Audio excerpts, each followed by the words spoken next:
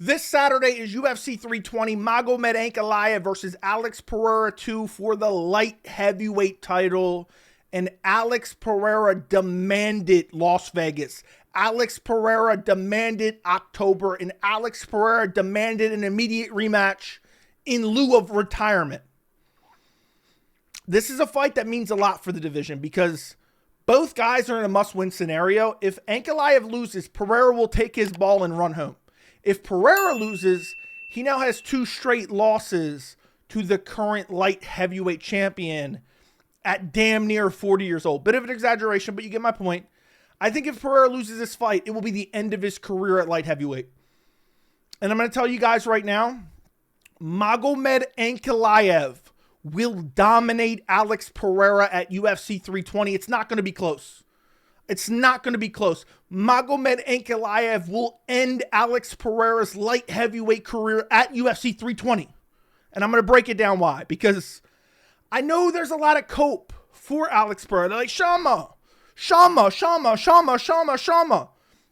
went on vacation. Of course he's going to get outstruck for 4 of the 5 rounds.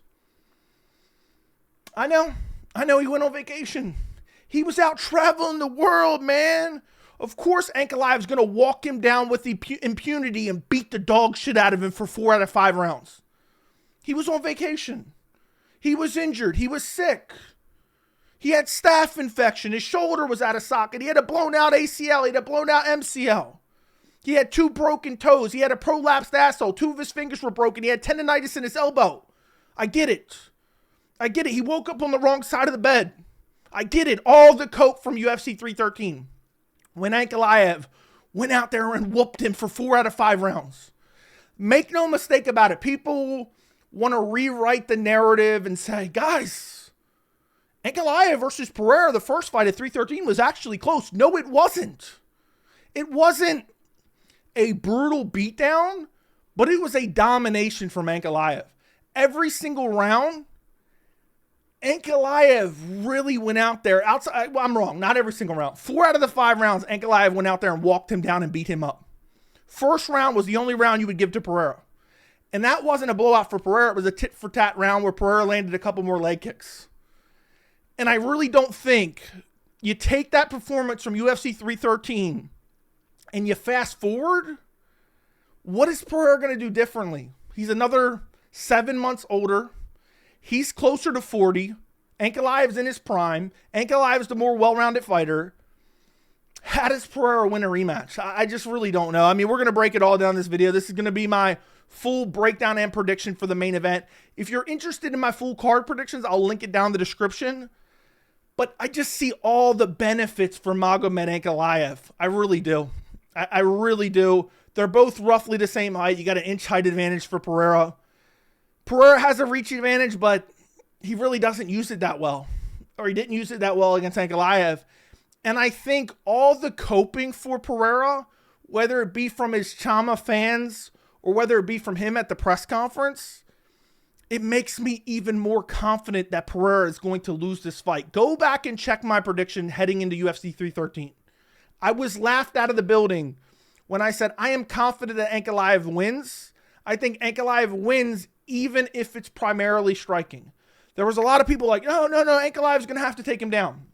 Ankalaev's boring. Ankalaev's a grappler. I'm convinced these guys don't even watch fights because Ankalaev is primarily a kickboxer and he's elite level kickboxer.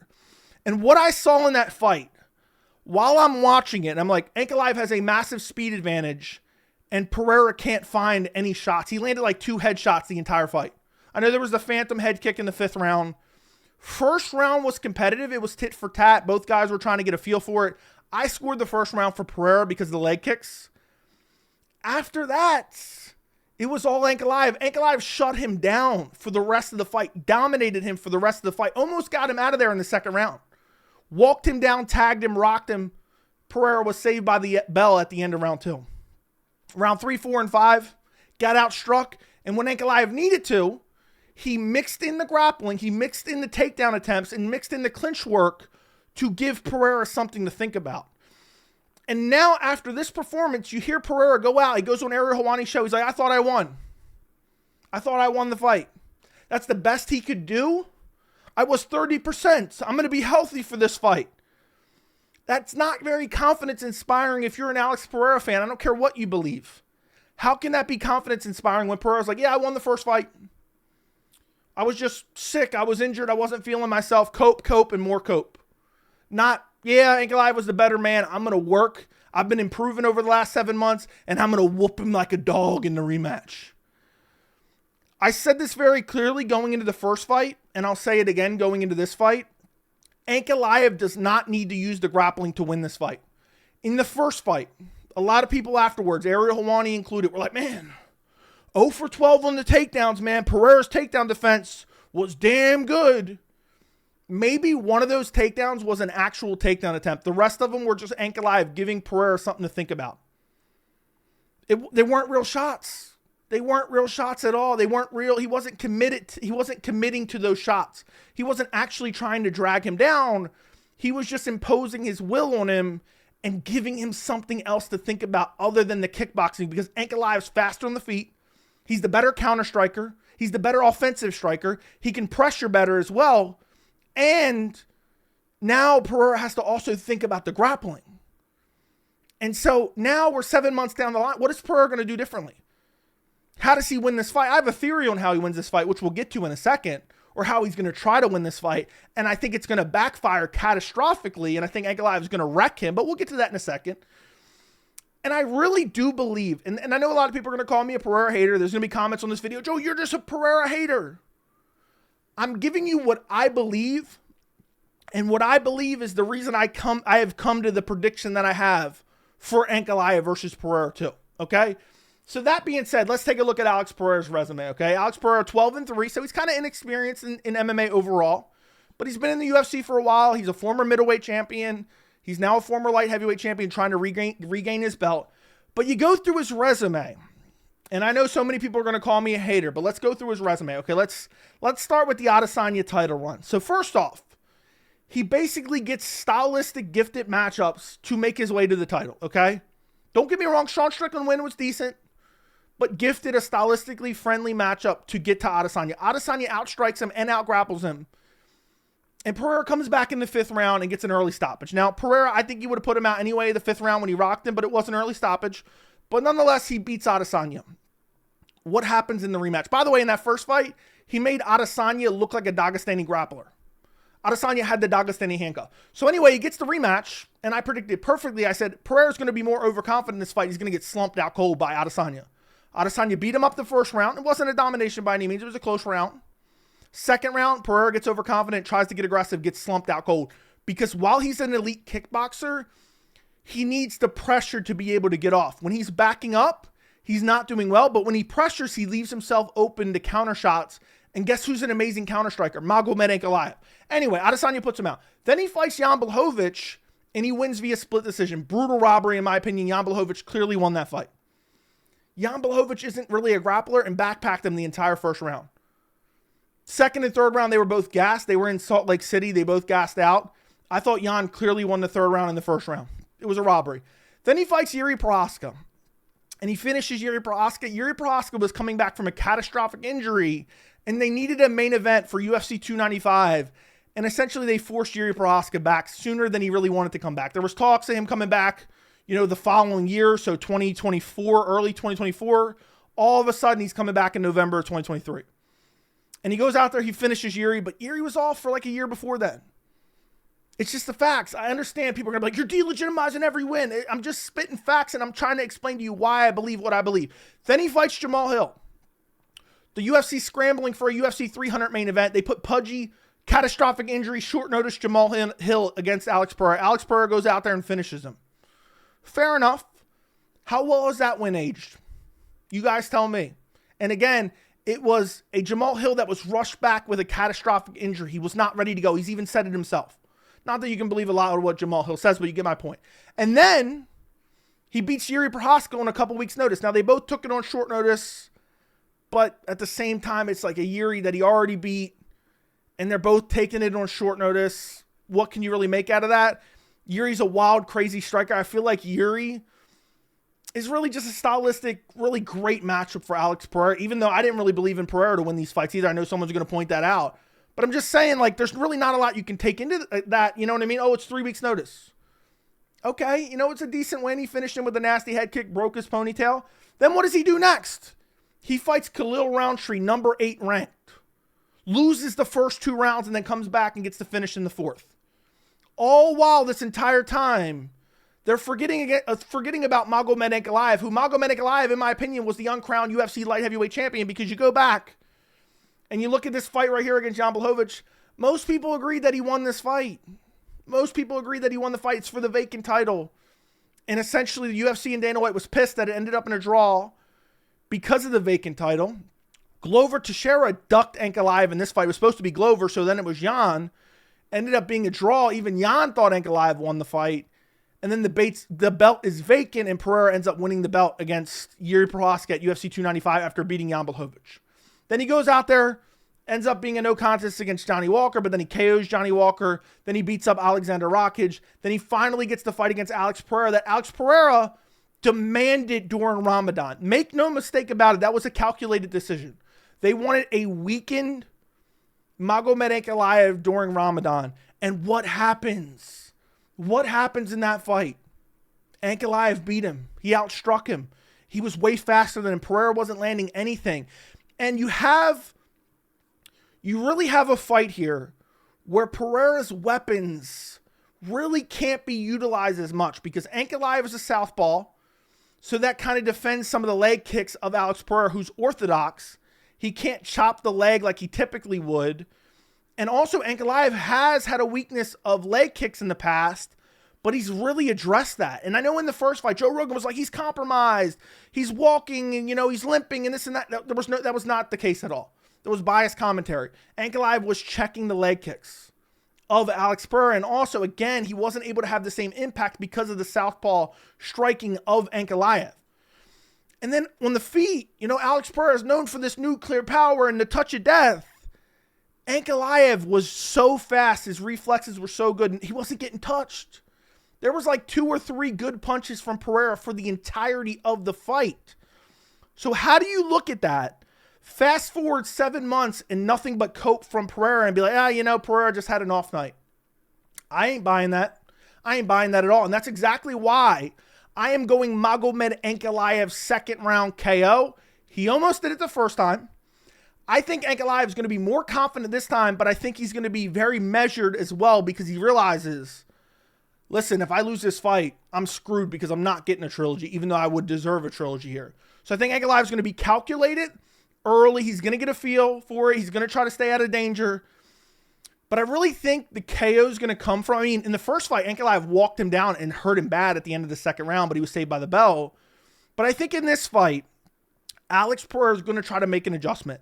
And I think the adjustment that he's going to try to make is pressuring Ankalaev more, because Pereira doesn't fight great moving backwards. He's not like a horrible counter striker. He has decent counter striking, and you can get in trouble if you get over aggressive. But Pereira does his best work when he's doing what? When he's walking you down, like he's walking down Khalil Roundtree.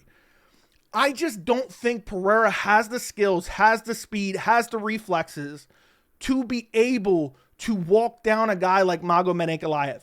So I think if he does that, I think Ankalaev's going to put him to sleep. I really do. I think Ankalaev's counter-striking is nasty. He has good power. He has a nasty kicking game. He will punch to the body to set up to the head, just like Pereira did in the Sean Strickland fight. Pereira kept punching to the body, punching to the body, punching to the body. Boom, came upstairs, KO'd Strickland.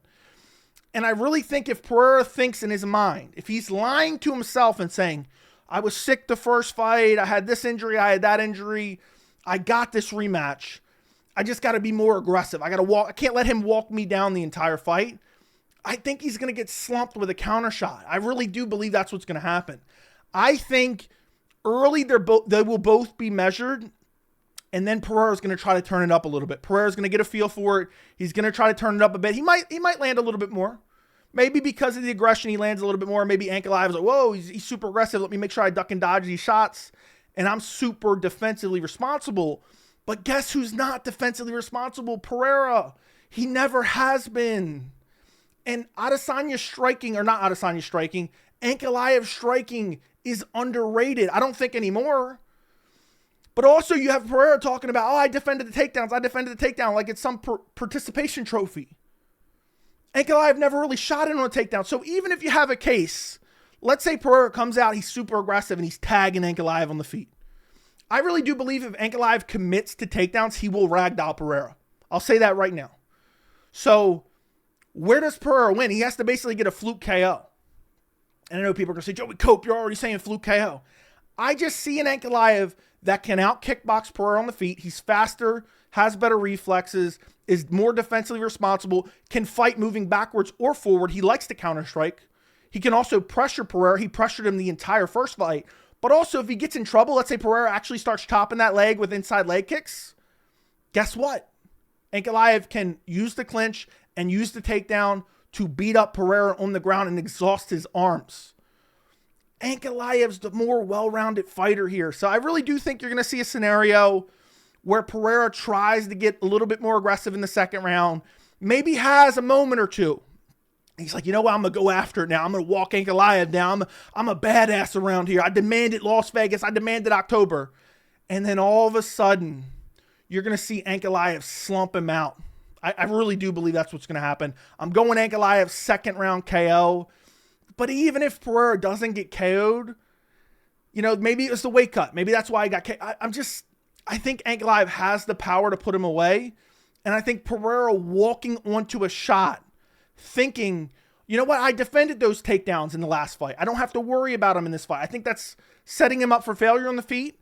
But I also believe that's setting him up to actually get taken down, because if he's more confident in his takedown defense than ever, I think the takedowns will be there more than ever. I think that's part of the reason Pereira didn't press forward in the first fight, because he was worried about the takedown. But also Ankalaev can just push him against the fence and bully him against the fence. He's clearly the stronger fighter. We saw it in that first fight. So I really think no matter where this fight goes, Ankalaev wins in the grappling. Ankalaev wins on the feet. I think he's the better, more well-rounded mixed martial artist. He's faster. He's younger. He's closer to his prime. And now he's not diminished by Ramadan. Make no mistake about it. Ramadan was intentionally chosen to try to diminish Ankalaev in the first fight. That's not there anymore.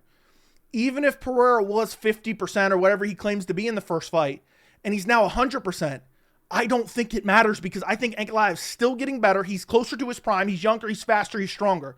He's more well-rounded. And now he's not fighting during Ramadan.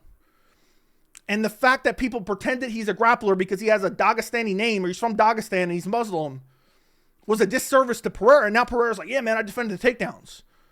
So I think you're going to see a Pereira that is less worried about the grappling, that tries to get more aggressive. And I think he walks on to like a straight left hand in the second round. I'm going to say middle of the second round, gets hurt badly by a shot. As soon as he's dropped, we're all going to know it's over. But Ankalaev is going to follow up with one kill shot on the ground and slump him out cold, similar to the way Adesanya KO'd him. I think it's going to be a brutal KO. I think it's going to be a shocking KO. But again, even if it goes to decision, I don't see a scenario where Pereira wins this fight. I think the best case for Pereira would be catching him early.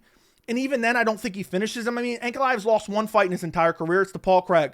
He got subbed last second in the fight that he was dominating. The one draw on his resume is a fight he should have won against Jan Blachowicz for the light heavyweight title. A Jan Blachowicz who was robbed against Alex Pereira. So I'm looking at this fight, and I'm very, very confident Ankalaev gets the win. And I don't even think Alex Pereira is all that confident, man. I really don't. What I seen at the press conference told me all I needed to know. And the fact that him and the UFC really didn't want him fighting Ank for a long time. And the Pereira, the Shama fanboys were like, yeah, Ankalaev turned it down. Ankalaev demanded Abu Dhabi. All demonstrably false narratives. All to justify Pereira not fighting him. It just showed what they thought. What the UFC thought. What Pereira thought. What the fans thought. They thought that Ankalaev was the guy to beat him. And then Pereira finally stepped in there hoping for a diminished Ramadan Ankalaev. And what happened? He got outclassed. And people rewrite the narrative and say, oh, it was so close.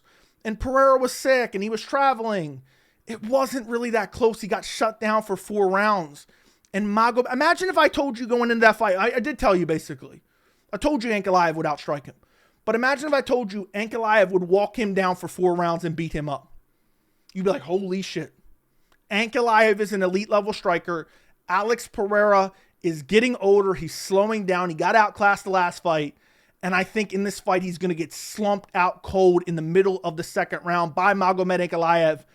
And again, if it goes any other way, submission, decision, I favor Ankalaev via all those methods. So let me know what you guys think down in the comments. I'm picking Ankalaev to get it done. I'm confident in Ankalaev to get it done. Like the video, subscribe to the channel, check out my full card UFC 320 predictions if you want to check them out. I'll link them down in the description as well as the end cards. And I'll see you guys for my UFC 320 live stream tomorrow. Thank you for watching.